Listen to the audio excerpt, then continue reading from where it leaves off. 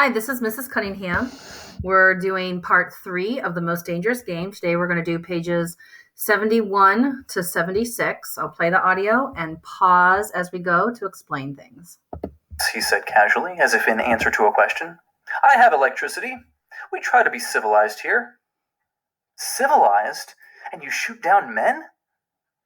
A trace of anger was in the general's black eyes, but it was there for but a second, and he said in his most pleasant manner, Dear me, what a righteous young man you are! I assure you I do not do the thing that you suggest. That would be barbarous. I treat these visitors with every consideration. They get plenty of good food and exercise. They get into splendid physical condition. You shall see for yourself tomorrow.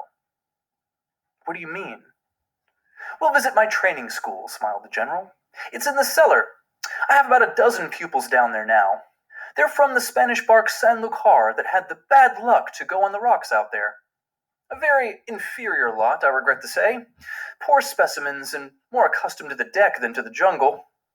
He raised his hand, and Ivan, who served as a waiter, brought thick Turkish coffee. Rainsford, with an effort, held his tongue in check. It's a game, you see, pursued the general blandly. I suggest to one of them that we go hunting. I give him a supply of food and an excellent hunting knife. I give him 3 hours' start. I am to follow, armed only with a pistol of the smallest caliber and range. If my quarry eludes me for 3 whole days, he wins the game. If I find him, the general smiled, he loses. Suppose he refuses to be hunted? Oh, said the general, I give him his option, of course. He need not play that game if he doesn't wish to. If he does not wish to hunt, I'd turn him over to Ivan. Ivan once had the honor of serving as official nauter to the great white Tsar, and he has his own ideas of sport. Invariably, Mr. Rainsford, invariably they choose the hunt. And if they win? The smile on the general's face widened. To date, I have not lost, he said.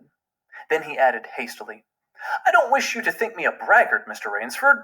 Many of them afford only the most elementary sort of problem. Occasionally I strike a tartar. One almost did win. I eventually had to use the dogs. The dogs? This way, please. I'll show you. The general steered Rainsford to a window.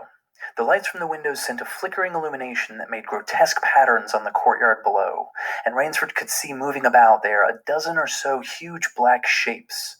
As they turned toward him, their eyes glittered greenly. A rather good lot, I think, observed the general.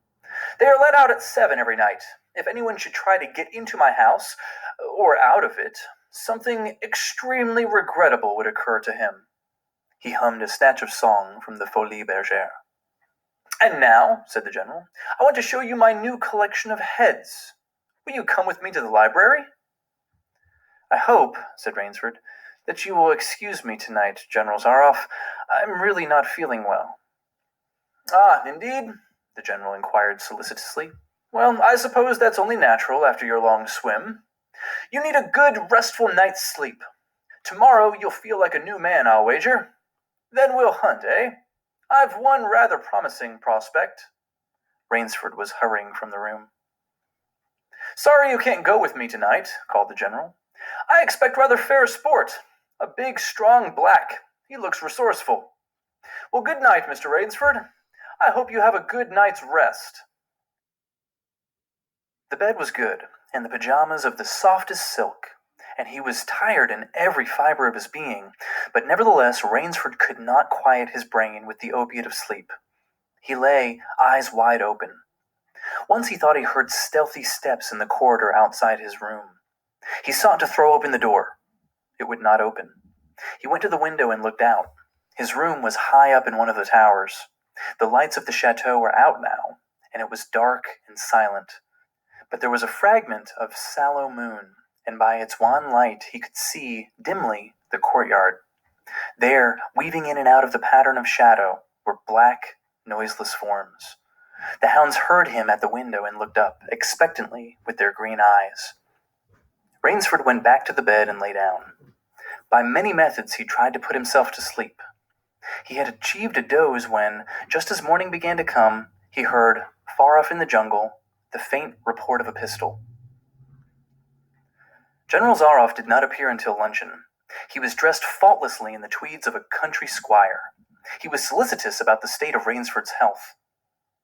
"As for me," sighed the general, "I do not feel so well. I am worried, Mr. Rainsford. Last night I detected traces of my old complaint." To Rainsford's questioning glance, the general said, "Ennui. Boredom." Then, taking a second helping of crepe Suzette, the general explained, "The hunting was not good last night. The fellow lost his head. He made a straight trail that offered no problems at all.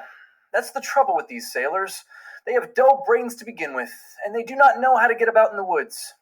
They do excessively stupid and obvious things. It's most annoying. Will you have another glass of Chablis, Mr. Rainsford?" "General," said Rainsford firmly, "I wish to leave this island at once." The general raised his thickets of eyebrows. He seemed hurt. "But my dear fellow," the general protested, "you've only just come. You've had no hunting." "I wish to go today," said Rainsford. He saw the dead black eyes of the general on him, studying him. General Zaroff's face suddenly brightened. He filled Rainsford's glass with venerable Chablis from a dusty bottle. "Tonight," said the general, "we will hunt. You and I." Rainsford shook his head. "No, General," he said, "I will not hunt." The general shrugged his shoulders and delicately ate a hothouse grape. "As you wish, my friend," he said. "The choice rests entirely with you, but may I not venture to suggest that you will find my idea of sport more diverting than Ivan's?" He nodded toward the corner to where the giant stood, scowling, his thick arms crossed on his hogshead of chest. "You don't mean," cried Rainsford. "My dear fellow," said... What Zaroff is suggesting here is that if Rainsford refuses to hunt with Zaroff, then Ivan will beat him. So Zaroff is threatening Rainsford that he has to join the hunt. said the general. "Have I not told you I always mean what I say about hunting? This is really an inspiration. I drink to a foeman worthy of my steel, at last." The general raised his glass, but Rainsford sat staring at him. "You'll find this game worth playing," the general said enthusiastically. "Your brain against mine, your woodcraft against mine, your strength and stamina against mine. Outdoor chess, and the stake is not without value, eh?" "And if I win?" began Rainsford huskily. "I'll cheerfully acknowledge myself defeat if I do not find you by midnight of the third day," said General Zaroff. "My sloop will place you on the mainland near a town." The general read what Rainsford was thinking. "Oh, you can trust me," said the Cossack. "I will give you my word as a gentleman and a sportsman. Of course, you, in turn, must agree to say nothing of your visit here." "I'll agree to nothing of the kind," said Rainsford. "Oh," said the general. "In that case, but why discuss that now? 3 days hence we can discuss it over a bottle of Veuve Clicquot. Unless..." The general sipped his wine. Then a businesslike air animated him. "Ivan," he said to Rainsford, "will supply you with hunting clothes, food, a knife. I suggest you wear moccasins. They leave a poorer trail. I suggest, too, that you avoid the big swamp in the southeast corner of the island. We call it Death Swamp. There's quicksand there. One foolish fellow tried it. The deplorable part of it was that Lazarus followed him. You can imagine my feelings, Mr. Rainsford. I loved Lazarus. He was the finest hound in my pack. Well, I must beg you to excuse me now. I always take a siesta after lunch. You'll hardly have time for a nap, I fear. You'll want to start, no doubt. I shall not follow until dusk. Hunting at night is so much more exciting than by day, don't you think? Au revoir, Mr. Rainsford. Au revoir." General Zaroff, with a deep, courtly bow, strolled from the room. From another door came Ivan. Under one arm he carried khaki hunting clothes, a haversack of food, a leather sheath containing a long-bladed hunting knife. His right hand rested on a cocked revolver thrust in the crimson sash about his waist. Rainsford had fought his way through the bush for 2 hours. I must keep my nerve, he said through tight teeth. He had not been entirely clear-headed when the chateau gates snapped shut behind him. His whole idea at first was to put distance between himself and General Zaroff, and to this end he had plunged along, spurred on by the sharp roars of something very like panic. Now he had got a grip on himself, had stopped, and was taking stock of himself and the situation. He saw that straight flight was futile. Inevitably, it would bring him face to face with the sea.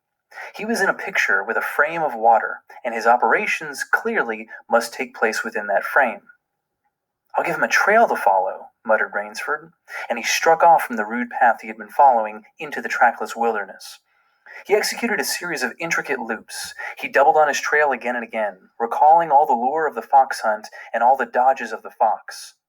Night found him leg-weary, with hands and face lashed by the branches on a thickly wooded ridge. He knew it would be insane to blunder on through the dark, even if he had the strength. His need for rest was imperative, and he thought, "I have played the fox, now I must play the cat of the fable." A big tree with a thick trunk and outspread branches was nearby, and, taking care not to leave the slightest mark, he climbed up into the crotch, and stretching out on one of the broad limbs, after a fashion, rested. Rest brought him new confidence, and almost a feeling of security. Even so zealous a hunter as General Zaroff could not trace him there, he told himself. Only the devil himself could follow that complicated trail through the jungle after dark. But perhaps the general was a devil. An apprehensive night crawled slowly by like a wounded snake, and sleep did not visit Rainsford, although the silence of a dead world was on the jungle. Toward morning, when a dingy gray was varnishing the sky, the cry of some startled bird focused Rainsford's attention in that direction. Something was coming through the bush, coming slowly, carefully, coming by the same winding way Rainsford had come. He flattened himself down on the limb, and through a screen of leaves almost as thick as tapestry, he watched. That which was approaching was a man. It was General Zaroff. He made his way along with his eyes fixed in utmost concentration on the ground before him. He paused almost beneath the tree, dropped to his knees, and studied the ground. Rainsford's impulse was to hurl himself down like a panther, but he saw that the general's right hand held something metallic, a small automatic pistol. The hunter shook his head several times, as if he were puzzled. Then he straightened up and took from his case one of his black cigarettes. Its pungent, incense-like smoke floated up to Rainsford's nostrils. Rainsford held his breath. The general's eyes had left the ground and were traveling inch by inch up the tree. Rainsford froze there, every muscle tensed for a spring. But the sharp eyes of the hunter stopped before they reached the limb where Rainsford lay. A smile spread over his brown face. Very deliberately, he blew a smoke ring into the air. Then he turned his back on the tree and walked carelessly away, back along the trail he had come. The swish of the underbrush against his hunting boots grew fainter and fainter. The pent-up air burst hotly from Rainsford's lungs. His first thought made him feel sick and numb. The general could follow a trail through the woods at night. He could follow an extremely difficult trail. He must have uncanny powers. Only by the merest chance had the cassock failed to see his quarry. Rainsford's second thought was even more terrible. It sent a shudder of cold horror through his whole being. Why had the general smiled? Why had he turned back? Rainsford did not want to believe what his reason told him was true, but the truth was as evident as the sun that had now pushed through the morning mists.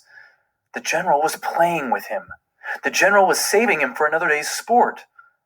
The cassock was the cat, he was the mouse. Then it was that Rainsford knew the full meaning of terror. "I will not lose my nerve, I will not." He slid down from the tree and struck off again into the woods. His face was set, and he forced the machinery of his mind to function. 300 yards from his hiding place, he stopped where a huge dead tree leaned precariously on a smaller, living one. Throwing off his sack of food, Rainsford took his knife from its sheath and began to work with all his energy.